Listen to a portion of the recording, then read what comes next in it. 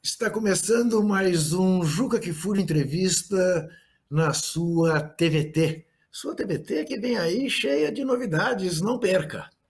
E sua TVT que recebe hoje uma queridíssima amiga e mais do que isso, ou tão importante como isso, uma das principais intelectuais deste país que pensam o esporte brasileiro.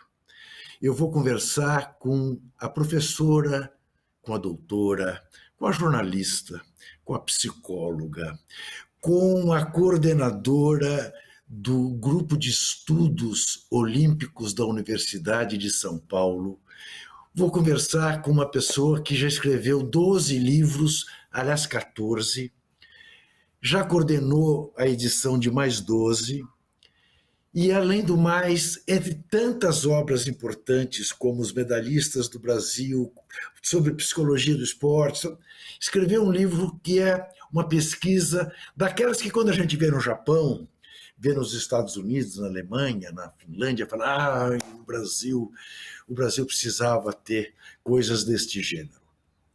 Pois a professora, a doutora Kátia Rubio, fez exatamente isso no livro Atletas Olímpicos do Brasil, que é uma pesquisa assim feita por artesã, de ir buscar todos aqueles que um dia defenderam o Brasil em Jogos Olímpicos. É com esta mulher que eu vou ouvir ela fazer um balanço do que foi a Olimpíada de Paris. E todas as consequências e o que temos que fazer no nosso país para um dia sermos de fato uma nação olímpica. Mas mais importante do que isso, ser um país saudável, em que as pessoas pratiquem esporte, em que haja uma democratização do acesso à prática esportiva. Isto passa por uma política de esportes, isto passa por olhar para o Ministério do Esporte não como moeda de troca. Enfim, não vou falar eu, vamos ouvir a professora Kátia Rubio, que eu queria, além de agradecer, que você dedique seu tempo à nossa TVT, Kátia, que você nos contasse primeiro, numa impressão inicial, que balanço você faz do que nós acabamos de ver agora já com a síndrome da abstinência dos Jogos Olímpicos. Você sabe que os meus boa tarde, boa noite, bom dia para quem for nos assistir em qualquer momento, mas os meus alunos, os colaboradores do Grupo de Estudos Olímpicos, Juca, estão sonhando que ainda estão assistindo os jogos e ao mesmo tempo falando assim, gente, eu vou perder a hora porque eu tenho que trabalhar. Eu falei, o inconsciente está agindo, né? Então, bora despertar desse sonho aí, porque as coisas, a fila anda, né? Então, são 19 dias de pura fantasia, né? Acho que para a gente que gosta do esporte, os dias de Jogos Olímpicos parece um parque de diversões, né? Essa coisa assim de olhar, né, a roda de gigante e ficar maravilhado, enfim, porque para mim remete muito a essas coisas da infância, né? Esse esporte olímpico que faz a gente sonhar com o impossível ou ver diante dos nossos olhos o impossível acontecer, remete a essas coisas de infância. Mas aí depois a gente cresce um pouquinho e descobre que Coelhinho da Páscoa e Papai Noel não existem, né? Que o presente de Natal e o ovo de Páscoa que aparecem foram comprados pelos nossos pais e que se esmeraram em fazer a nossa fantasia se realizar para a gente ser feliz. Então, os Jogos Olímpicos são um pouco isso, né? Então, é esse presente que a gente ganha nesses 19 dias, para depois passar 3 anos, 11 meses e 12 dias tentando descobrir quem foi que pagou o presente que a gente recebeu. Eu entendo que os Jogos de Paris, eles representam aquilo que, em 2021, nós lançamos um livro chamado Do Pós ao Neo-Olimpismo. Essa perspectivas do esporte olímpico para o século XXI. E lá nesse livro nós falávamos que os Jogos do Rio de Janeiro seriam um encerramento de um ciclo no movimento olímpico, que seria assim o esgotamento da fase de profissionalismo e que a partir de 2020 nós teríamos um novo movimento iniciado, que ainda a gente não saberia muito bem dizer o que era, mas seria o fruto das determinações da Agenda 20+20, que é um documento gerado buscando dar rumos para o movimento olímpico que se perdeu ao longo do final do século XX em muitas coisas que não era em nada a utopia olímpica. Só que por conta da pandemia, os Jogos de Tóquio saíram assim, meio queijo, meio pão, né? E agora em Paris a gente pôde de fato ver aonde essa Agenda 20+20 pode levar o movimento olímpico, não é? Então, é a busca do rejuvenescimento, é a busca da relação com a cidade que cedia, é a tentativa de parar com construção de elefantes brancos, que depois eram um ônus imenso para a cidade e para o país que sediava os Jogos. É um pouco mais de autonomia para o país que realiza, porque uma das grandes críticas ao movimento olímpico é uma interferência na soberania do país que cedia, não é? Então, do tipo assim, não tem meio ingresso nem para velhinho, nem para estudante, que é o que a gente tem como cultura no Brasil. Não, os Jogos Olímpicos não tem isso, não é? E aí o que a gente assiste em Paris é uma tentativa de botar esse trem nesse trilho do neolimpismo, não é? Que é um movimento olímpico renovado, ou a tentativa de, mas ainda feita por pessoas do século XIX. Não é? Porque pode peronomútil, pode manotropo, não é? Pode, desde que seja dentro assim de parâmetros, coisa e tal. E para nossa sorte, a edição de 24 foi parar na França, né? França que tem uma história de liberdade, de preservação de direitos, de democracia, como poucos países têm. Basta lembrar que grande parte dos intelectuais brasileiros tem inspiração nos filósofos e sociólogos e intelectuais de uma França desde o século XVIII. E foi lá que os Jogos de 2024 foram parar para a nossa sorte. Então, acho que para a gente começar a conversar, a gente parte daí.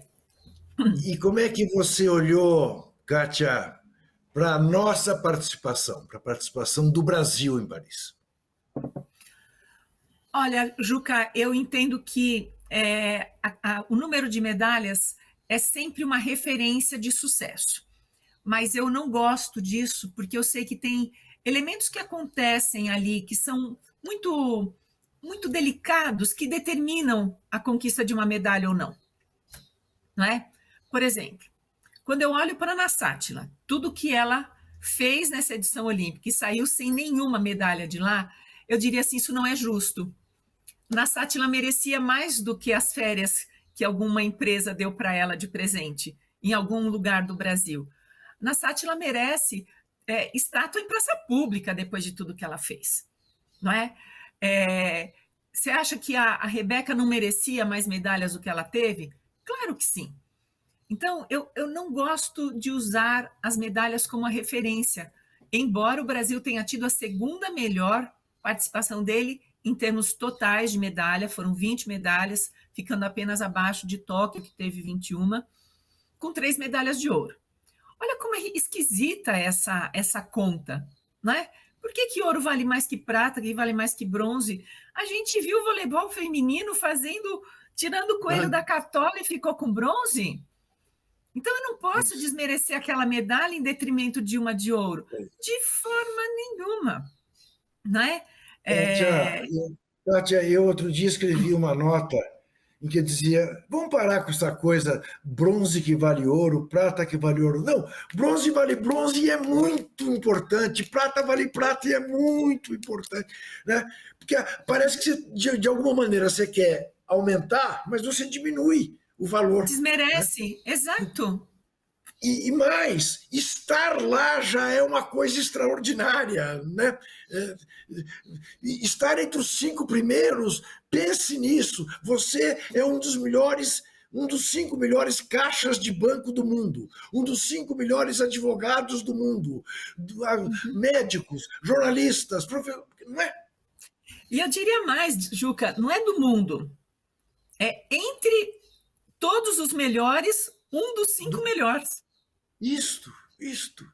Não é porque o melhor do mundo é de um campeonato mundial qualquer. Não, a gente está falando de Jogos Olímpicos. Isso. Que é a reunião de todos os melhores e você tem uma medalha de lá. Então, você imagina o que é a Rebeca e tietar o LeBron James. Peraí, não, é o LeBron James. Sim, mas é a Rebeca, né? É a Simone Biles indo tietar o Djokovic. Então, você imagina o que é estar num lugar onde todos os melhores do mundo se olham de igual para igual. Mesmo um medindo 2,10 e a outra medindo 1,50. Não é? Por quê? Em termos de habilidade, em termos de significado para a história e para a sociedade, ali eu diria que não existe nada mais democrático do que estar ali. E a competição é uma consequência. E eu vejo uma coisa muito preciosa dessa edição olímpica, Juca, é que eu começo a ver a desconstrução de uma rivalidade construída durante a Guerra Fria, que colocava os atletas como soldados dos estados nacionais dentro das suas modalidades. E aí, essa beleza da celebração, do encontro, desse teste de potência, acabava sendo reduzida a uma questão muito intensa, legítima, mas que perdia essa outra condição da celebração humana. Em Paris, eu vi isso começar, sabe, areia que começa a cair? Eu falei, pode ser, não sei ainda, vamos ver o que vai acontecer em Los Angeles. Mas pode ser que essa nova geração venha com uma ideia de respeito, uma ideia de igualdade, que é valor olímpico, mas que sempre foi usado de acordo com a necessidade da narrativa do momento. Nós nunca imaginaríamos ver durante a Guerra Fria uma reverência de 2 atletas americanas a uma atleta brasileira. Jamais. Em hipótese nenhuma. Né? Quando eu lembro do pódio do México, das ginastas, né, tchecas e soviéticas no pódio, que elas se viraram as costas, mesmo tendo dividido o pódio com a mesma nota, né, a Vera Kavlavsky, e eu não lembro o nome da soviética. Ali teve um problema diplomático naquele pódio, porque elas não se falavam, mesmo diante da cena que se colocava ali olímpica. Eu não sei. Talvez o meu espírito poliana fale mais alto nessa hora e fale assim, eu quero acreditar que realmente a gente pode ter um momento em que haja essa confraternização. Eu não sei, eu estou de pleno acordo com você, Kátia, e eu tenho tantos exemplos que a gente viu nessa Olimpíada, os atletas do salto com vara, todos em torno do sueco, torcendo por ele para bater o recorde mundial. Foi lindo. A reverência das 2 ginastas, a Rebeca.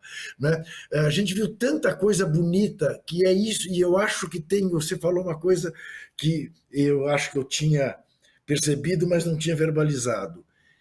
Eu acho que é uma coisa da nova geração. Isso me anima muito. Agora, eu queria explorar uma outra coisa com você, que talvez faça parte do nosso espírito de poliana. Nesse país, Brasil, tão polarizado, não foram 19 dias em que parece que a polarização se desfez e as pessoas estavam todas com outro espírito? Não teve isso também? Juca, eu estou com dificuldade de voltar a ler o caderno de política. Está muito difícil, não é? Porque quando eu abro a primeira página do site de notícias que eu leio, que eu abro o jornal, eu falo assim, ai, eu sei que não dá para ser sempre assim. Claro. Mas como foi gostoso, sabe? Isso. Como foi uma máscara de oxigênio, não é? Isso, Você imagina isso. assim, a gente acordando 3:30 da manhã né, os membros do grupo de estudos olímpicos, nós não perdemos absolutamente nada. Então, nós nos revezávamos, mas teve o professor Raoni Machado, que é lá da Universidade Federal de Lavras, ele acordava às 3h30 da manhã e só ia dormir quando acabava a última competição. Este que vos fala, depois da última competição, ainda tinha que ver futebol do Campeonato Brasileiro, da Copa do Brasil, da Libertadores. Mas maratona aquática começa às 2h30, 2h30. Você podia esperar um pouco. Não, não vou esperar nada, quero ver. Não. É isso. É isso. E eu acho que virei um zumbi. Isso que eu tive uma lombalgia olímpica, porque eu fiquei um dia 10 horas sentada e quando eu fui levantar, eu não levantei, não é? Porque para a gente que nós somos mais do que espectadores, nós somos estudiosos, não é? Nós somos pesquisadores. Então, assistir ao momento é muito importante porque nós, pesquisadores, nós não somos destituídos de emoção. Então, nos nossos textos, nos nossos artigos, nos nossos livros, a nossa escrita não é uma escrita insípida, inodora e incolor. Não, nós estamos ali vendo um fenômeno humano que mexe também com a nossa humanidade. Então, nós somos em 45 no grupo. Nós assistíamos aos jogos, todos conectados, comentando aquilo que fazia. A gente chegou a ter 1.200 mensagens trocadas no grupo de WhatsApp em um dia. Por quê? Porque tinha coisas ali que, assim, não dava para não ser diferente. Porque aquilo é parte de nós. De nós por quê? Porque, como você falou, são 23 anos trabalhando numa pesquisa que só houve atletas olímpicos. Então, a gente vai vendo a mudança de gerações, a mudança de pensamento, a mudança de relação com o esporte, a mudança de relação com as instituições. Juca, os atletas nunca chegaram tão empoderados numa edição olímpica como em 2024. É isso. E as mulheres em particular. E é sobre isso que falaremos no próximo bloco. Até já.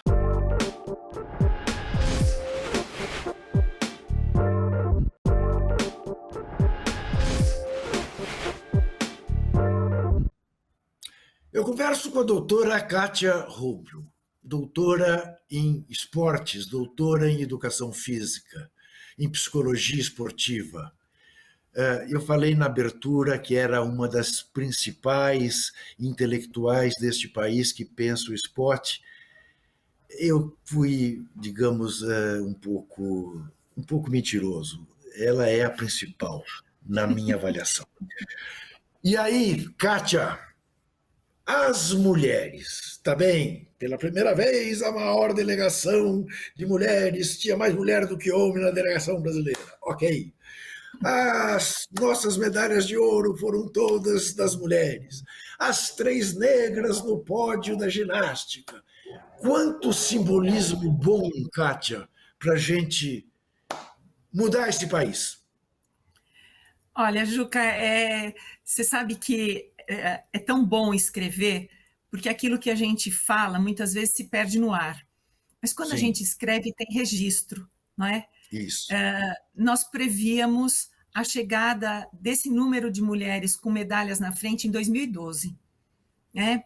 Porque pelas nossas projeções, depois de entrevistar as mulheres, ver as curvas de ascendente de homens, de mulheres, a gente falava assim, em Tóquio, as mulheres brasileiras vão ser maioria e vão ganhar mais medalhas do que homens. Não deu por causa da pandemia. Vou dar um desconto. Mas está aqui, a gente errou por uma edição olímpica, não é? Então, sim, as mulheres brasileiras foram em maioria, elas foram em maioria, não foi por concessão, foi por competência, foi por luta, uma luta que dura já 100 anos, mais de 100 anos, não é? Porque Maria Lenk foi a primeira em 1932, nós estamos em 24, faltam 8 anos para fazer 100 anos da performance da Maria Lenk, não é? Mas mais do que simplesmente participar, a gente vê assim vazios na história olímpica brasileira, porque em 56, 60 e 64 foi uma única mulher. Então a gente não pode dizer assim, não teve mulheres. Como não teve? Teve uma. Então, assim, dá para dizer que isso é significativo? talvez seja significativo do ponto de vista das mulheres que foram, que foi a Mary Dalva no salto, a Wanda dos Santos nos 100 metros, com barreira, 110 com 100 metros com barreira, e a Ida dos Santos no salto em altura, que não ganhou porque estava sozinha, porque senão a Ida teria sido a nossa primeira medalhista, não tenho dúvida disso. Agora, olha que coisa curiosa, o que o nosso trabalho descobriu, né? Aonde começa de fato a ascensão da curva das mulheres brasileiras? Nos boicotes, né? O boicote de Moscou abre vagas em modalidades que as mulheres brasileiras nunca tinham ido. Por exemplo, o voleibol. E isso se repete depois em Los Angeles, com o boicote de Los Angeles, e as vagas remanescentes o Brasil herda. Só que, assim, ao herdar, eu não estou desmerecendo essas duas participações, o que eu quero dizer é que, assim, quando elas têm a oportunidade de competir e passam a ser treinadas efetivamente como atletas de excelência, elas nunca mais param, Juca. Isso é uma lição para o presente. Ou seja, quando você der condições para as mulheres chegarem no seu limite, elas estão ali para bancar, elas não estão de brincadeira. Mas ainda tem muito caminho a percorrer, porque não basta ser um número grande de atletas. Eu quero mulheres no poder, eu quero mulheres nas comissões técnicas, eu quero mulheres na gestão, eu quero mulheres dentro do Comitê Olímpico Brasileiro, né, do Brasil, eu quero mulheres representando o Brasil nas comissões de atletas mundo afora, que a representação brasileira é pífia, pífia. Enquanto você vai vendo os gringos todos ocupando os espaços, por que os atletas brasileiros não estão lá? Porque eles não são preparados para isso. E eu apresentei um projeto para o COB lá em 2021, depois de voltar da Academia Olímpica Internacional, que eu percebi isso, eu falei assim, escuta, por que a gente não tem um projeto de preparação de atletas? Né? Deixei lá na mão do COB. Por quê? Eu quero ver os nossos atletas, eu não quero ver os nossos atletas só serem medalhistas, porque a carreira deles dura muito pouco e eles podem voar muito. Nós temos atletas muito competentes para poder representar o Brasil, representar os atletas olímpicos do mundo inteiro nas instâncias internacionais de poder. Aí me diga uma coisa: o quanto dói no seu coração e na sua cabeça ver a primeira ministra do esporte deste país, a nossa Ana Moser, trocada pelo Fufuca em nome da governabilidade? Juca, a política é muito mais complexa do que a gente possa querer. Eu sei. Eu adoraria, né, que as coisas pudessem ser da forma como a gente deseja, planeja, ou como está nas cartilhas, nos manuais e nos livros que nos formam. A gente sabe que a governabilidade exige algumas alianças que é isso, né? Ou você faz uma aliança ou você não chega ao poder. Agora, a questão é, ao chegar ao poder, o que você faz com esse poder? Não é? O esporte sempre foi moeda de troca. E, pelo visto, continuará a ser. Não é? Por quê? Porque a gente não tem cultura esportiva, Juca. Não é? O Brasil, os jogos terminaram, a gente ainda está aí raspando o tacho com as últimas notícias, os atletas estão voltando, ainda estão recebendo homenagens, mais 2 meses, ninguém vai falar mais nada de esporte, o Brasileirão continua na tela. Eu te pergunto o seguinte: o que o grupo de estudos olímpicos da USP, quer dizer, existe alguma intersecção? Porque, por exemplo, tem um projeto que eu sei que parece muito legal, da Atletas pelo Brasil com o grupo Península, né, da família Diniz, né, pensando em políticas públicas para o esporte e tal. Vocês, de alguma maneira, participam disso? Não, nunca fomos convidados. Isso é ruim. Isso é ruim. Isso é ruim. Juca, Por quê? não sei, talvez porque, não sei, não arrisco um palpite. Eu vejo assim, nós temos uma autonomia para estudar o que queremos, todos os meus projetos sempre foram patrocinados com dinheiro público, ou seja, a FAPESP, CNPq, enfim, CAPES. A única vez que eu me aventurei a fazer com dinheiro de lei de incentivo, eu tive meu projeto roubado por uma pessoa inescrupulosa. Então, enfim, são coisas da vida que a gente aprende fazendo, não é? Mas nós nunca nos recusamos a colaborar. Então, por exemplo, a gente, durante 12 anos, nós colaboramos com a Secretaria de Educação da Prefeitura de São Paulo, preparando professores e estudantes para participarem dos jogos escolares. O que a gente fez nesses 12 anos? A gente trabalhou justamente com isso que a gente acredita que são os valores do esporte. Então, assim, mesmo sendo poliana como a gente sabe que tem uma dimensão material, uma dimensão concreta ali da competição do esporte que transcende a competição. E é isso que a gente chama de cultura esportiva, não é? Porque quando a gente preparar essas crianças para irem para as competições, quando a gente preparar esses professores para não falsificarem a identidade dos alunos, para jogarem em outras categorias, coisa e tal, essas pessoas vão saber ler a Olimpíada, elas vão saber entender aquilo que está para além da competição nos Jogos Olímpicos, elas vão ter condições de dizer alguma coisa sobre a medalha da ginasta americana que foi parar na mão da romena, né? E que não são questões apenas do esporte, porque o esporte é um fenômeno complexo, ele é um fenômeno que dialoga com as questões da sociedade nesse momento em que ele acontece. Depois, quando a gente vem em retrospectiva, fica bem mais fácil, porque a gente junta as pontas das linhas e faz um nó. Mas esse momento em que a gente vive, se a gente não tem essa visão do todo, a gente acaba fazendo só papel de torcedor. E aí a gente não educa, né? Durante 19 dias, o Grupo de Estudos Olímpicos fez live. Eu vou fazer aqui o meu plim-plim. Né? Claro. Ele está no canal Olimpiar do YouTube. E o que eu falava para o pessoal do Grupo de Estudos Olímpicos? Olimpiar. Tá, olimpiar. Ok. Olimpiar é verbo, porque a gente quer ação. Sim. Né? A gente não quer ser adjetivo, né? A gente quer ser verbo. E eu falava assim, nós não vamos fazer análise de jogo, nós vamos fazer análise do todo, daquilo que acontece no dia em termos socioculturais, em termos sociopolíticos, em termos geopolíticos, porque isso para nós é esporte. Porque senão, quem não gosta do esporte diz que esporte é só competição.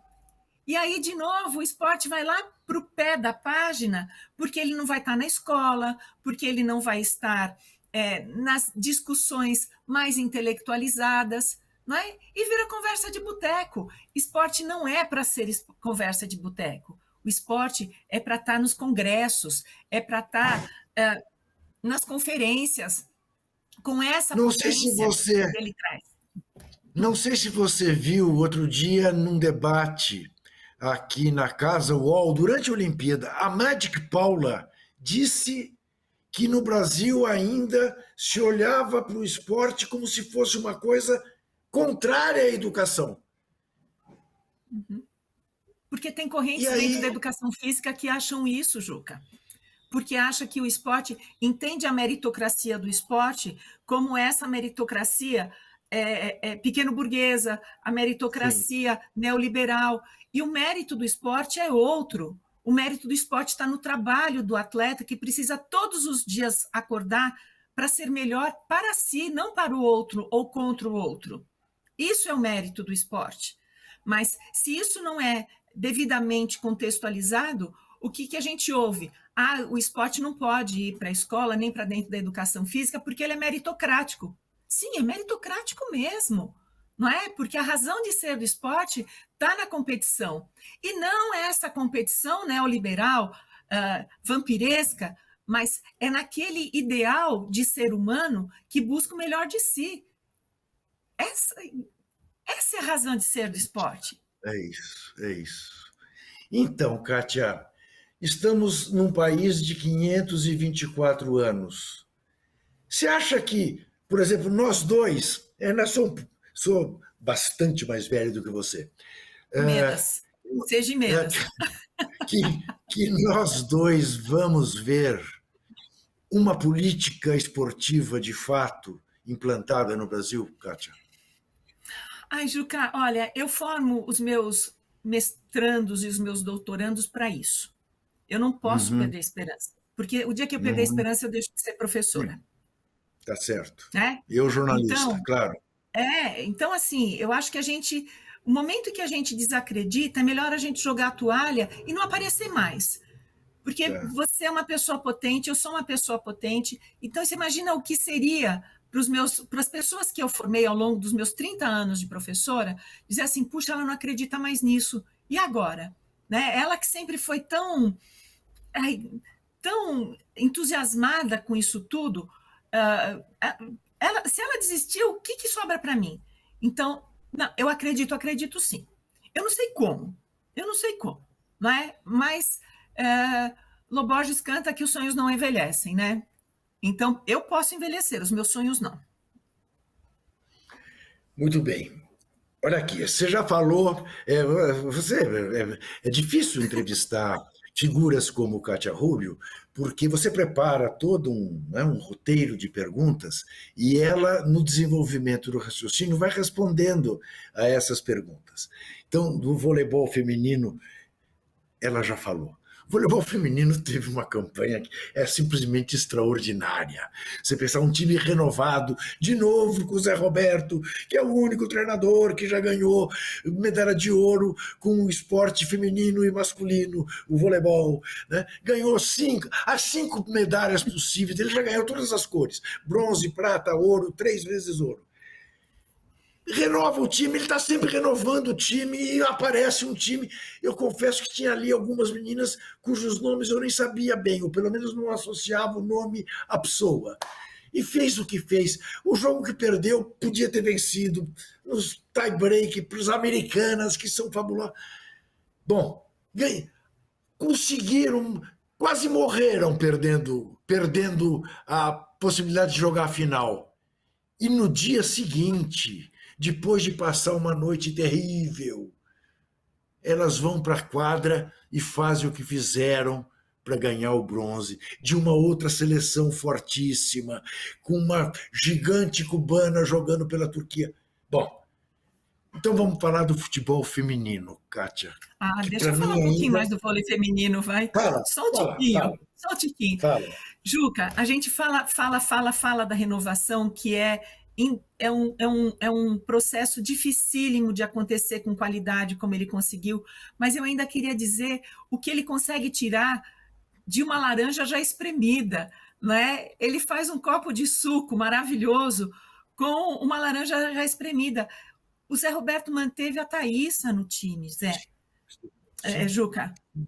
sabe? E mais do que isso, além dele manter a Thaísa, que ele leva para Barueri para cuidar da Thaísa quando ela se machuca, ele leva para essa atleta ser cuidada com toda a dedicação que a gente não vê acontecer todos os dias, Juca. E aí ele coloca essa pessoa, como ele fez com a Mauri no time de 92. Ele leva o Amauri, que tinha sido medalha de prata em 84, para ser babado de uma molecada que tinha Marcelo Negrão, Maurício, Tandy, que era um bando de moleques. Então, o Zé tem uma competência para fazer essa alquimia entre o novo e o maduro, como pouco, Zé. Porque, Juca, porque o Zé tem uma perspectiva de respeito que não é aquela coisa piegas do respeito. Ah, de passar. Não. Ele cobra, ele chama, mas ele tem uma sensibilidade para lidar com as mulheres, principalmente, porque acho que isso é importante dizer. Né? É um homem que trabalha com um nível de respeito às mulheres pouco visto em Isso. homens. Exatamente, exatamente. Este é aquele que diz: é que eu aprendi isso numa casa que só tem mulheres e é um respeitador. É você pensar, um cara que era técnico aos 38, é técnico aos 70, trabalhou com mulherio a vida inteira e você não tem um A que se diga de desrespeito, de excesso de autoridade, de coisa alguma. Eu sempre digo o seguinte: quando eu não tenho ninguém para dar prêmio, eu falo prêmio para o Zé Roberto. Por quê? Não sei, mas alguma coisa boa ele há de estar fazendo. A gente já vai fazer um intervalo e eu vou falar de futebol feminino com a professora. Ah, mas vou mesmo. Até já.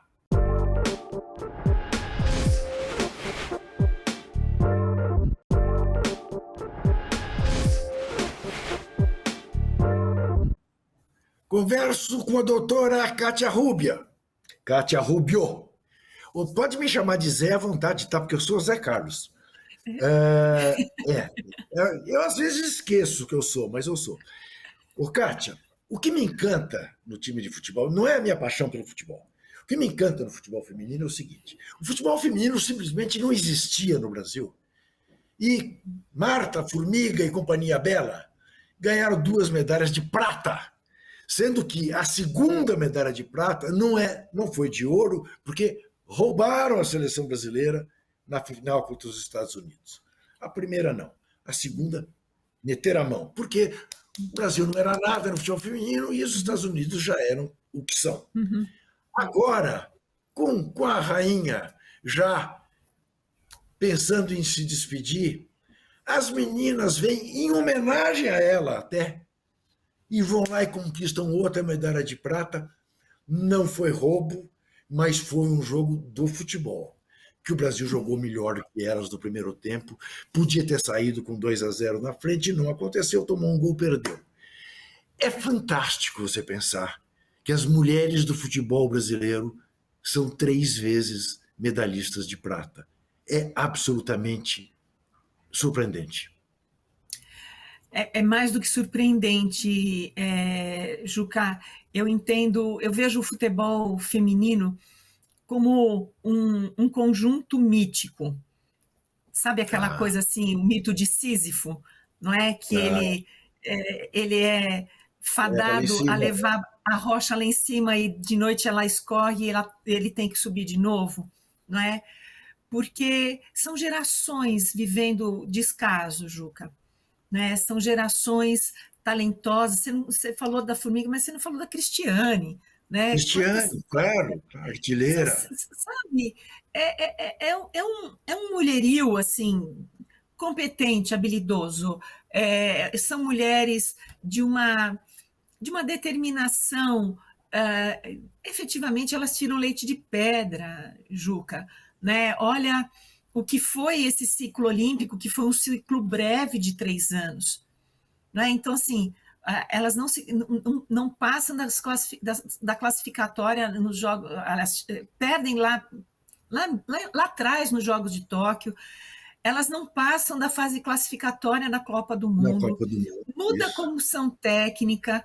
Então, assim, esse time teve 1 ano para se preparar, menos de 1 ano, Juca. Sim, sim. Não é? Então, e ainda expulsam a Marta por 2 jogos. Lembrando, não começou bem, teve um azar danado, estava jogando um futebol magnífico contra o Japão, tomou uma virada, daí virou tudo ruim. Estava fazendo uma partida excelente contra o Japão, excelente, e tomou uma virada.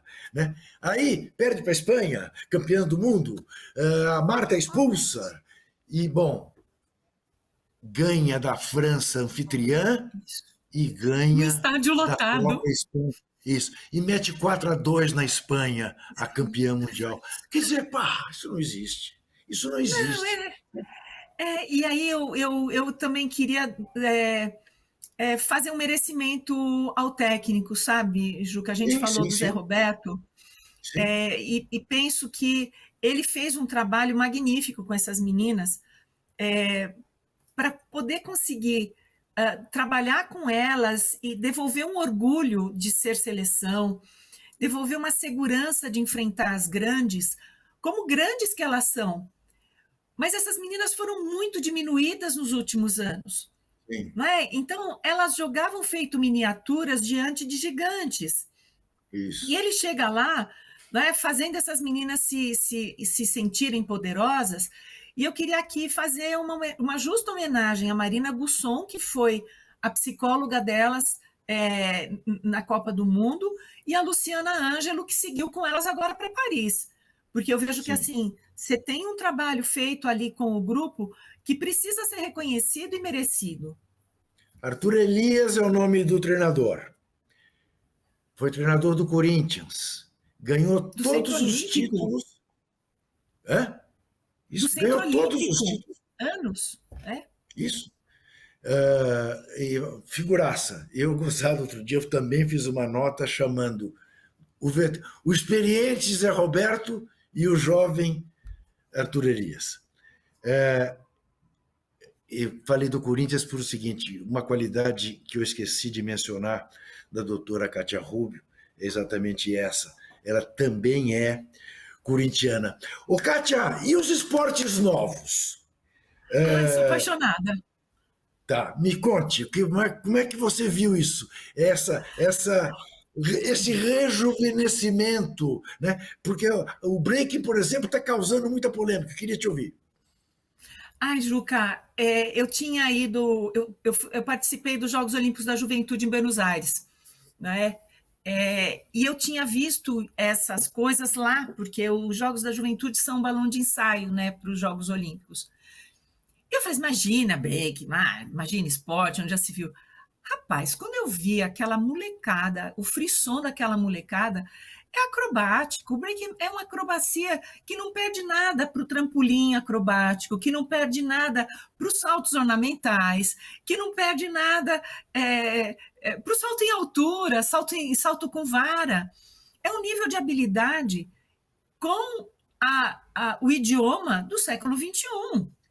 Assim como é o skate, o BMX, cara, aquelas provas de pista, aquela molecada, sabe, com DJ a milhão, com o público quase dentro.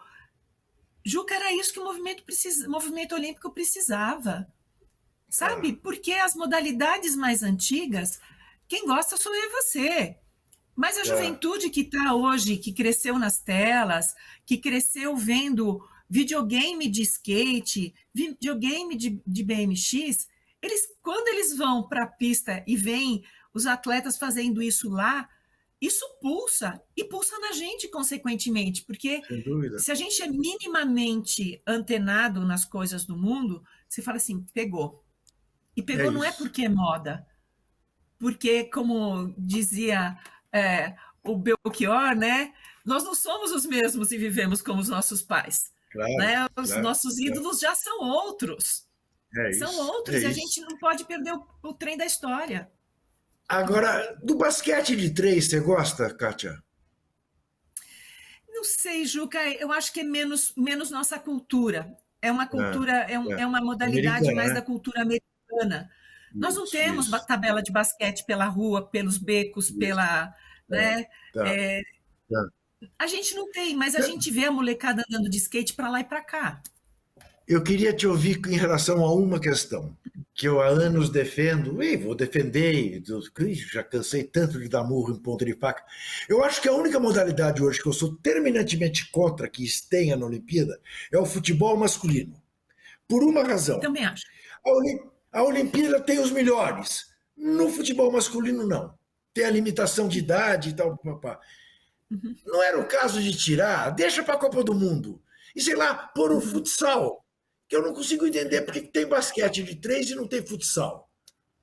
O que você Juca, acha você sabe que disso? eu fui a última pessoa a entrevistar o João Avelange, né? Eu fiz a última entrevista da vida do João Avelange. Foram 8 horas de entrevista. Eu E sei. eu perguntei isso para ele. Né? Eu falei, escuta, né? E aí? E aí ele me falou assim, Kátia, eu não vou ficar engordando o porco do vizinho, não é? Então, assim, os melhores têm que estar na Copa do Mundo. Eu falei, mas então por que não troca os homens pelo futsal? Ele falou, porque aí o futebol de campo corre risco. Porque o futsal, ele é mais Fácil. praticado do que o futebol de Isso. campo. Não é? Então, Olha você vê só. que assim, a organização do programa olímpico, ela não segue a norma esportiva, ela segue uma norma política, econômica, e agora com eu não sei se você vai me perguntar isso, mas com a monopolização das imagens pelo COI, todo o interesse de transmissão está na mão do Comitê Olímpico Internacional e das suas redes. E isso vai ter um impacto danado em termos históricos para o movimento olímpico. Sim, eu vou te perguntar uma outra questão mais saia justa. Ô, Kátia, faz sentido proibir a Rússia de participar porque a Rússia invadiu a Ucrânia e deixar Israel participar fazendo o que Israel está fazendo na faixa de Gaza e faz há anos na Palestina? Ou nunca ter punido os Estados Unidos que invadiu o Afeganistão, invadiu o raio que o parta, o Vietnã, o escambau? Eu queria te ouvir sobre esta hipocrisia que eu assim a trato. Porque ou não, política e esporte não se misturam, então deixa os atletas russos irem, porque não é o Estado russo que é punido, é o atleta russo que é punido, né? Ou então proíbe todos os invasores. Ou não? Estou sendo radical. Então, uma das nossas lives, que foi Geopolítica Olímpica, Juca, a gente discute isso com o Denis Rosina, que é autor de uma tese sobre os Jogos Olímpicos de 1968 no México. E com a tese do Denis, uma coisa que a gente descobre é que tem o movimento olímpico, ele nasce europeu, eurocêntrico, e aí, assim, o que está nascido e desenvolvido ali, tudo bem. Quem faz parte do clube desde sempre. Quem não, vai ser tratado com aquela máxima, aos amigos tudo, aos inimigos a lei, não é?